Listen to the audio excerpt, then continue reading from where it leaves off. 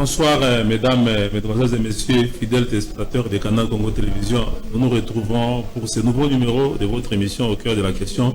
Au cœur de la question, nous analysons les questions des phénomènes de société. Et pour ce soir, nous nous retrouvons avec Maître Célestin Bokongama et Kolonga.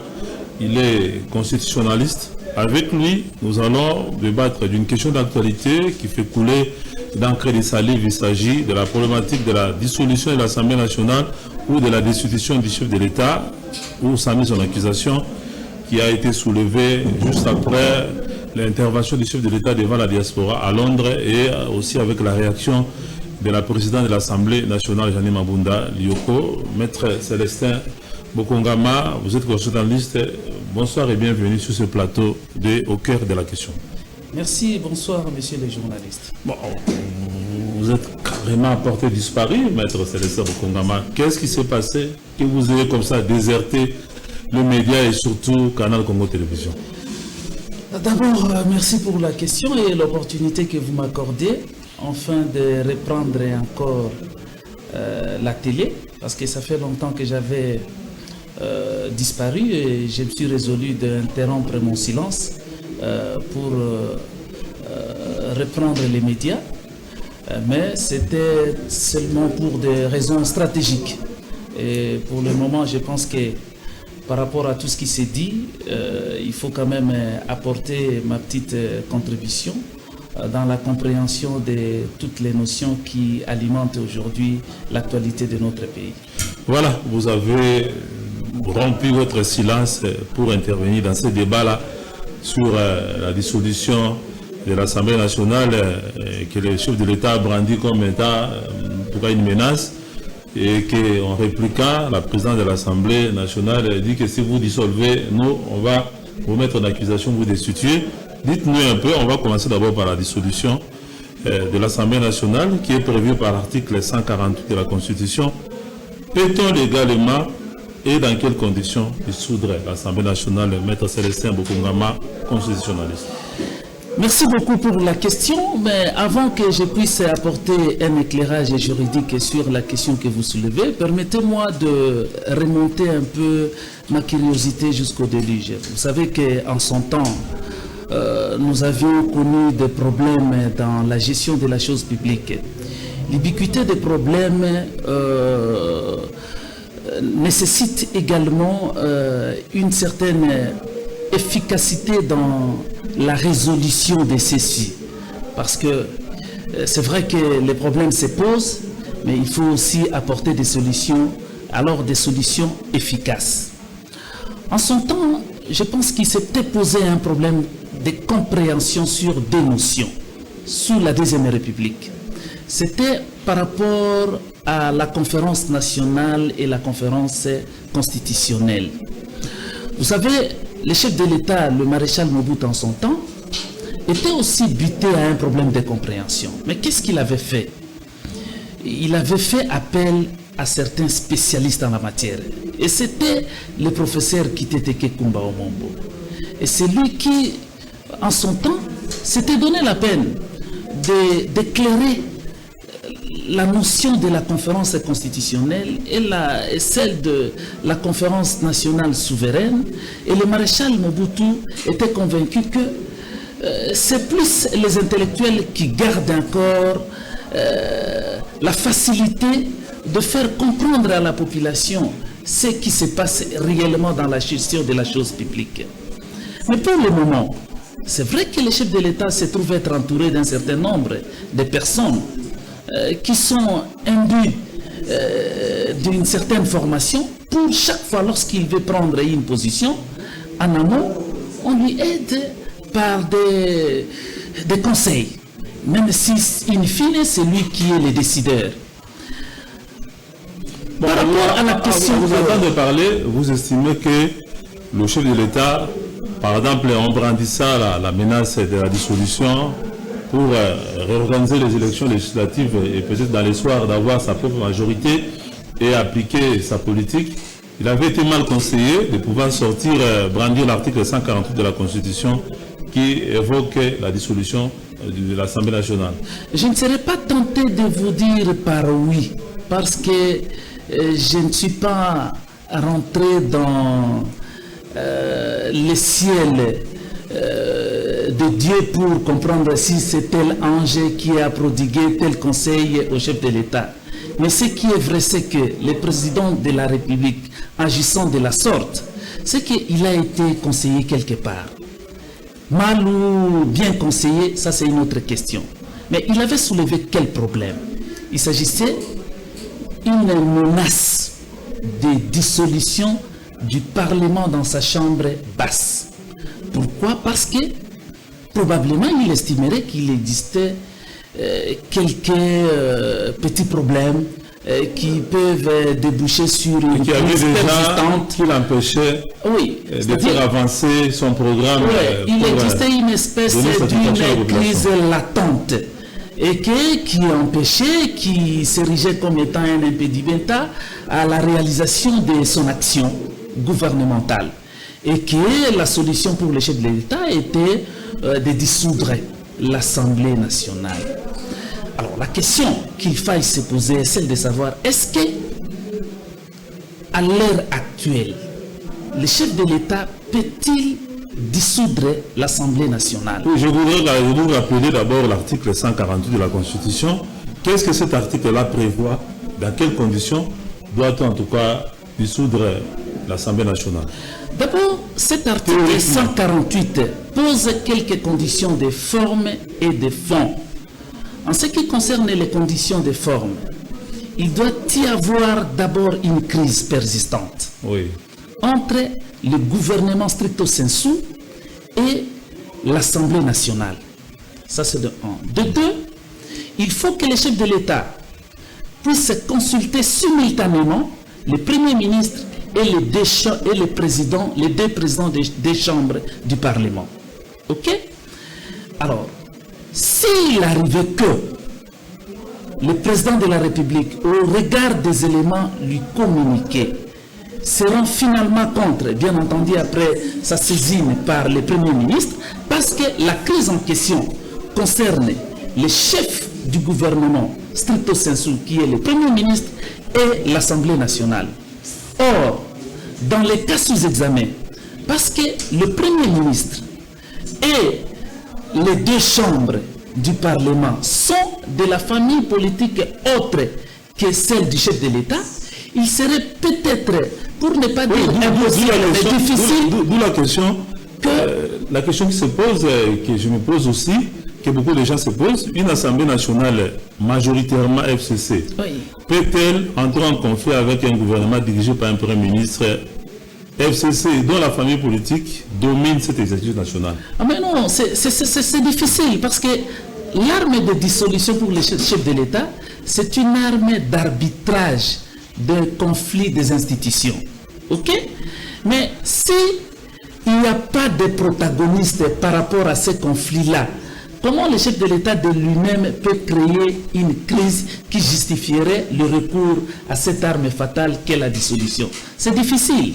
C'est pour dire tout simplement que, à l'heure actuelle, dès l'instant où il y a une relation confortable de quiétude qui existe entre le Premier ministre et l'Assemblée nationale, donc on ne peut pas déboucher sur les distances d'une crise qui justifierait le recours par le chef de l'État à l'arme de dissolution. Bon, à vous entendre parler, et selon les précisions de la Constitution, en son article 148, donc les conditions actuelles de fonctionnement de cette majorité qui domine et l'Assemblée nationale et le gouvernement, on ne voit pas les conditions d'une dissolution de l'Assemblée nationale réunie en l'état actuel des choses. Non, c'est difficile. Moi, j'ai dit du point de vue juridique, parce que le réflexe, parce qu'il s'agit d'une question de fond, de forme, et le réflexe du juriste est de soulever les droits en la matière. Parce que la Constitution, en son article 148, prévoit ainsi les conditions pour que le chef de l'État puisse recourir à cette arme fatale qu'est la dissolution de l'Assemblée nationale. Il est à l'heure actuelle pratiquement impossible que le chef de l'État fasse recours à une telle possibilité. Mais ce qui est vrai, parce que la politique étant dynamique, il peut toujours par une certaine diplomatie ou une certaine gestion compréhensive de son programme par le Premier ministre, faire voir à celui-ci, parce que c'est lui qui gère au quotidien la chose publique, faire voir à celui-ci que non, écoutez, pour réaliser tel objectif, voilà l'obstacle que nous allons rencontrer au cours ou que nous rencontrons de temps en temps. Il faut faire en sorte qu'il y ait une certaine incidence dans vos rapports avec le Parlement pour que cela puisse me conduire à dissoudre le Parlement dans sa chambre basse. Et pourtant, il faut être réaliste. Un Premier ministre qui est dans la poche du FCC, qui est dans sa propre famille politique, va se tirer la balle dans les pieds pour faire en sorte que la majorité la perde sa majorité, pour qu'on organise de nouvelles élections qui bénéficieraient à un adversaire. Non, c'est vrai, c'est vraiment pratiquement une utopie à l'heure actuelle, mais cela n'exclut pas aussi, parce que la politique est en dynamique. En son temps, nous reconnaissons certains éléments très importants de l'UDPS qui étaient débauchés par le régime ancien, et cela aussi peut se créer à l'heure actuelle. Mais ce qui est vrai, c'est que les chefs de l'État, pour s'émanciper de toutes ces procédures soumises aux conditions des contre-saints, et ainsi de suite, je pense qu'il peut toujours recourir à la modification. Donc, quelque part là, on peut se dire que le président de la République, Félix Antoine Tshilombo, est en train de regretter de n'avoir pas pratiquement le même marge de manœuvre que son prédécesseur, Joseph Kabila. Quand il était aux affaires pendant 10 ans, il avait un parlement acquis à sa cause et que, en tout cas, il ne pouvait pas se plaindre comme se plaint aujourd'hui Félix Antoine Tshilombo dans la conduite de sa vision, dans la conduite de son programme de gouvernement. Non, écoutez, vous savez, le régime de Fachi se distance de celui de son prédécesseur pour plusieurs raisons. D'abord, son prédécesseur avait une majorité parlementaire. Ce qui revient à dire que quand vous lisez les différentes dispositions de la Constitution, le fait pour le chef de l'État d'avoir une majorité parlementaire, il ne pourrait que gérer le pays dans les conditions telles qu'il a définies dans son programme. Rappelez-vous en son temps, il y avait un président de l'Assemblée nationale qui était entré quelque peu en collision avec les chefs de l'État. Son sort était déjà... Vous parlez de Vital Kamerhe. Bien entendu, tout simplement parce que le fait d'avoir contrarié les chefs de l'État, il avait vidé les perchoirs. Tout simplement parce que les chefs de l'État avaient une majorité. Mais pour le moment, il est impensable de voir l'animatrice de l'Assemblée nationale aujourd'hui être évincée de son poste, étant entendu qu'elle draine autour d'elle une majorité confortable et parfois très efficace. Avant d'évoquer même la réaction ou la prise de position de la présidente de l'Assemblée nationale, Jeanne Mabouna Dioko, qui avait pratiquement recadré le chef de l'État, on va quand même rester un peu dans cet article 148 de la Constitution. On évoquait la deuxième condition, c'est la consultation. Bon, dites-nous un peu en juriste, cette consultation-là, que le chef de l'État va avoir avec le président de deux chambres et aussi avec le Premier ministre, c'est quoi? Pour trouver un consensus ou c'est seulement par simple formalité? Non, il s'agit d'une simple formalité parce que là, il veut tout simplement jauger la position de ses collaborateurs, des autres animateurs. Ok? Mais il n'est pas lié par leur position. Le chef de l'État peut aller outre. Même si eux disent que non, écoutez, il n'y a pas lié à la dissolution, le chef de l'État, s'il est convaincu, parce que c'est la personne la mieux informée sur le fonctionnement de la chose publique, peut toujours prendre une décision contraire aux avis avancés par les organes consultés. Donc, il s'agit juste des avis consultatifs. Il s'agit juste des avis consultatifs qui ne lient pas les chefs de l'État. Donc, au cas où il y aurait vraiment une crise persistante, et que par exemple, au cours de cette consultation, le Premier ministre et l'Assemblée nationale arrivent par exemple à enterrer la hache de la guerre, donc malgré ça, le chef de l'État peut, par son pouvoir discrétionnaire, dissoudre l'Assemblée nationale. Ah, bien sûr, pourquoi pas. Mais ce qui est vrai aussi, il faut peut-être remettre la charge de ces incongruités dans les chefs de rédacteurs de cette constitution, où tous les pouvoirs du chef de l'État se trouvaient très liés. Donc pour le moment, le chef de l'État a des mains très liées et qui ne lui permet pas d'agir en toute liberté. Et pourtant, le principe en droit constitutionnel de l'égalité administrative voudrait quoi? Que chaque fois qu'une autorité administrative veut prendre une décision, il faut que cette décision soit conforme à la loi. Mais il y a trois tempéraments à la rigueur de ce principe. Les trois tempéraments sont le pouvoir discrétionnaire, la théorie des circonstances exceptionnelles et les actes de gouvernement. Ce sont des tempéraments qui échappent au contrôle, non seulement parlementaire, mais aussi juridictionnel. Dès l'instant où le chef de l'État n'est pas responsable politiquement devant le Parlement, même les juges se trouvent être désarmés pour contrôler les actes du chef de l'État pris conformément au pouvoir discrétionnaire qui lui est à la théorie des circonstances exceptionnelles dans le cadre des actes de gouvernement. Vous êtes constitutionnaliste et que nous sommes en train d'évoquer la problématique de la dissolution de l'Assemblée nationale prévue par l'article 148 de la Constitution et aussi de la destitution du chef de l'État et de sa mise en cause prévue par les articles 166 et 167 de la Constitution. Maître Célestin, est-ce que le problème aussi, c'est par exemple, vous voyez comment ces gens investissent leur argent pour aller aux élections et devenir députés nationaux? Mais est-ce que ça ne risque pas aussi, par exemple, de créer un conflit politique majeur? Des gens qui, à peine viennent d'atterrir à l'Assemblée nationale, ils ont dépensé beaucoup d'argent. Est-ce que dans ces conditions, dissoudre l'Assemblée nationale, ça ne risque pas de créer des frustrations dans les milieux politiques? Vous savez, c'est pourquoi nous avons dit, le bon juriste, c'est celui qui ne se limite pas à lire les textes. Il doit regarder d'autres facteurs qui alimentent les textes, notamment l'état social, les finances, et j'en passe. Et même la force. Vous savez, vous pouvez aujourd'hui prendre une décision de dissolution et que l'organe dissous administrativement peut dire non, moi je continue à siéger. Avec quoi vous allez l'empêcher à siéger? Il faut avoir de l'argent. La Constitution prévoit la possibilité d'organiser les élections dans 60 jours. Ok? Mais là, ça demande encore de l'argent. Est-ce que vous avez suffisamment de l'argent pour être en conformité avec cette disposition? À réunir, je crois, moins de 10 millions de dollars pour parachever les travaux d'infrastructure. Voilà un certain nombre de contraintes d'ordre sociologique qui peuvent empêcher la prise de cette décision de dissolution. Parce qu'il ne suffit pas seulement de dissoudre par le plaisir de dissoudre, encore qu'il faille observer les conséquences de cette dissolution qui déboucherait sur l'organisation des élections. Ok, on prend maintenant l'autre volet de notre problématique.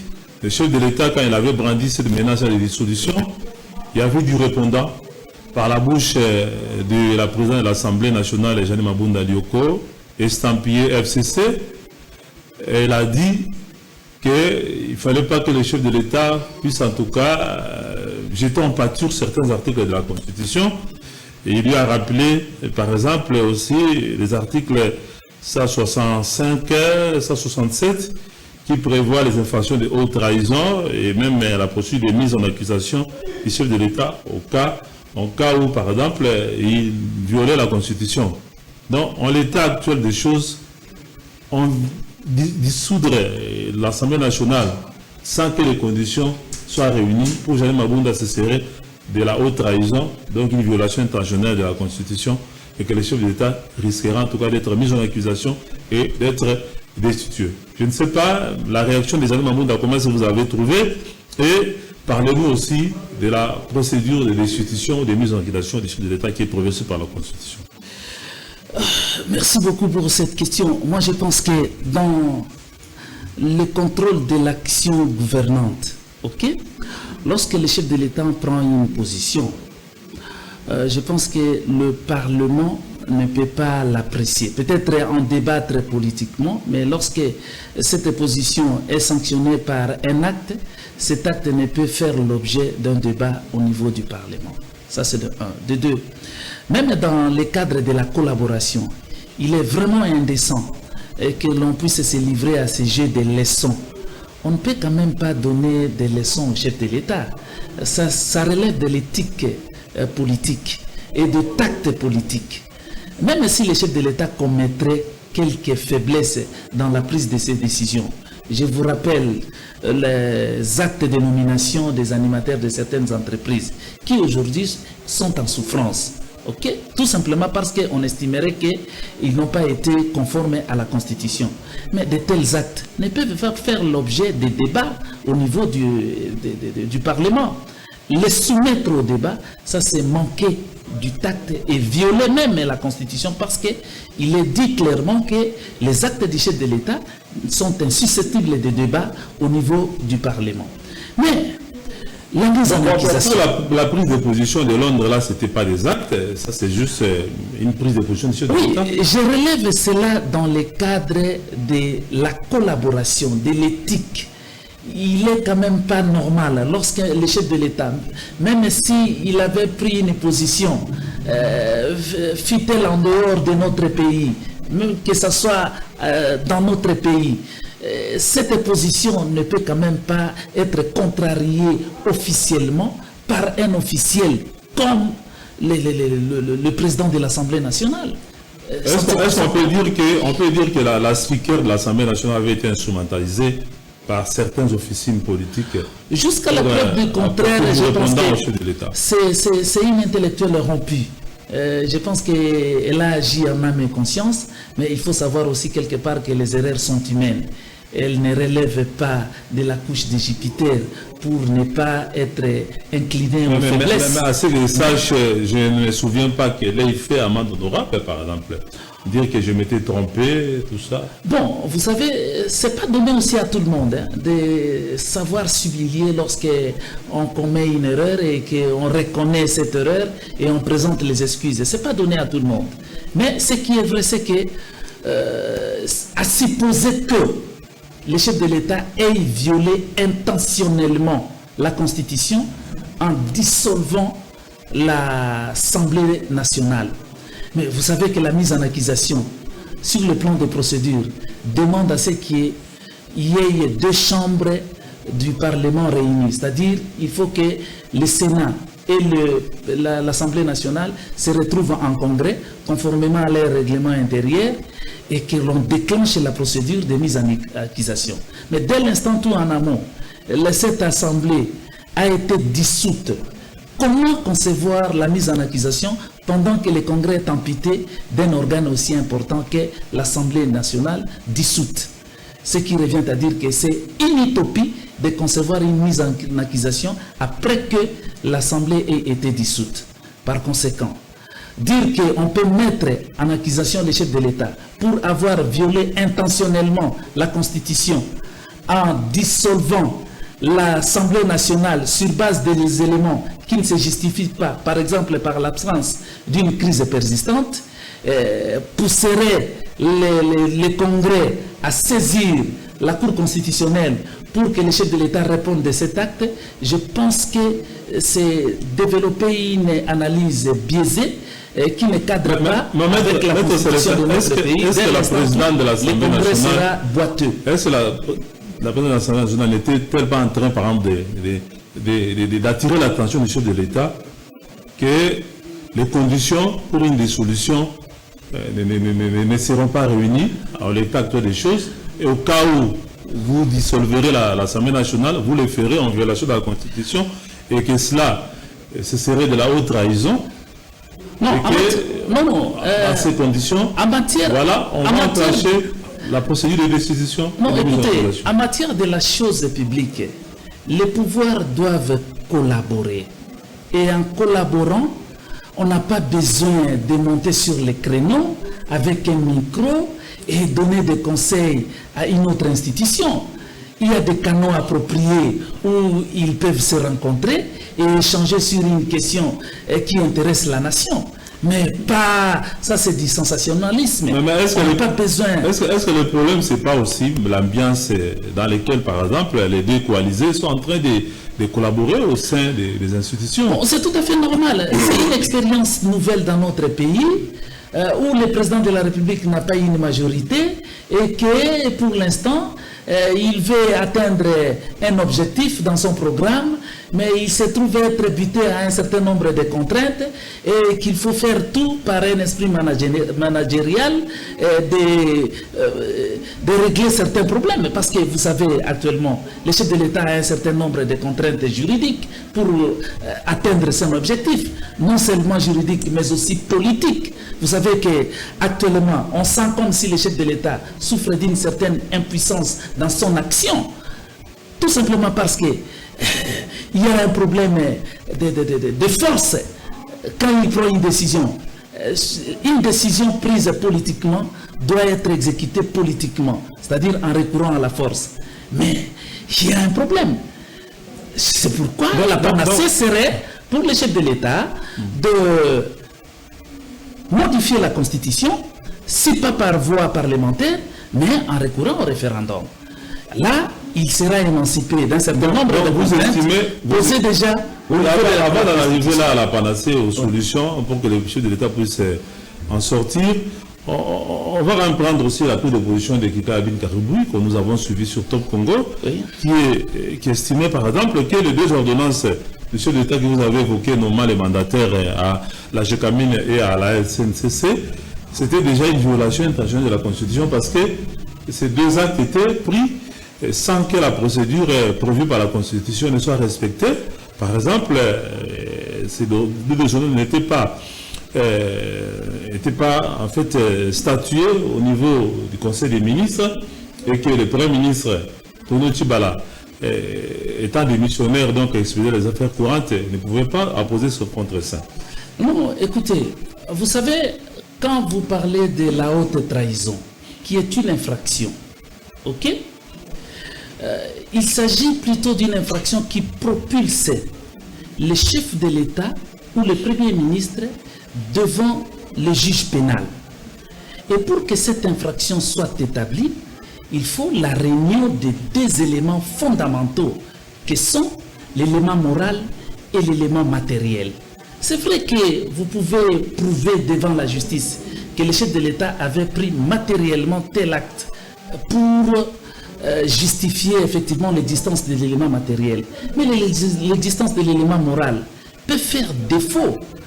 Le chef de l'État, peut-être, il était animé de bonne foi. Après avoir vérifié qu'il se passe un certain nombre de problèmes au niveau de telle entreprise, et pour régler ces problèmes, il a fallu changer les animateurs. Mais malheureusement, on n'a pas observé la procédure en la matière. Ok?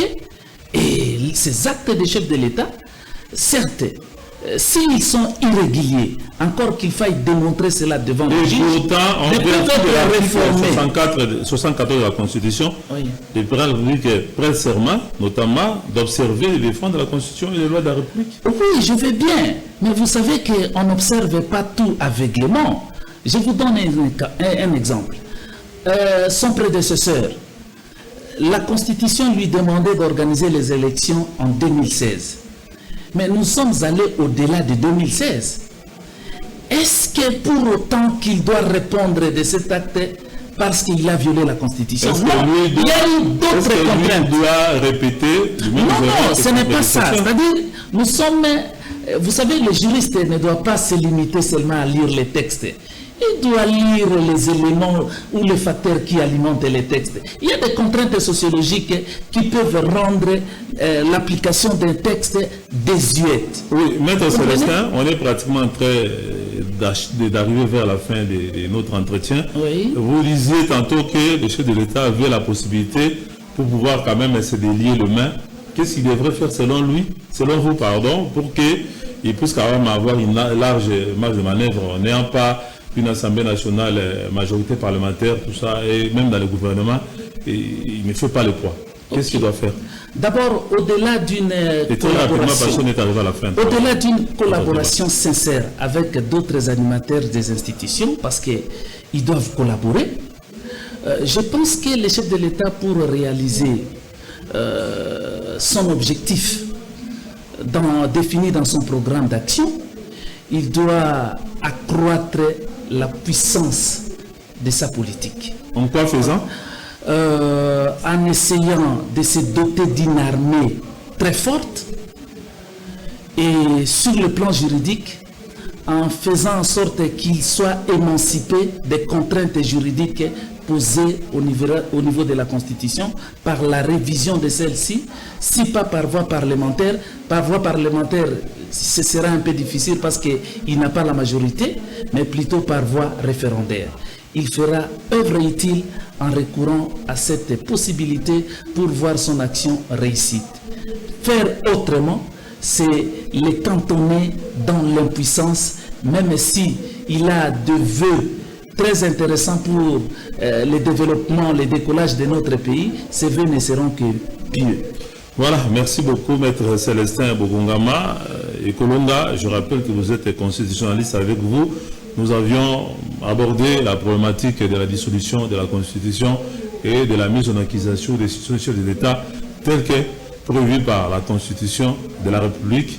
Et vous avez en tout cas donné votre point de vue. Merci à tous ceux qui nous ont suivis. Merci à Bruno Zinga et à Karine Bébé qui nous ont accompagnés techniquement pour que nous puissions arriver dans votre maison. Merci à tous ceux qui nous ont suivis. Prochain rendez-vous, en tout cas, dans un nouveau numéro de votre émission Au cœur de la question. Et Maître Célestin, je crois qu'il viendra prochainement aussi pour que nous puissions aborder d'autres problématiques constitutionnelles qui posent problème dans notre pays. Merci de nous avoir suivis et bientôt, on va se retrouver et rester branchés sur le programme de Canal Congo Télévision, votre chaîne. Bye.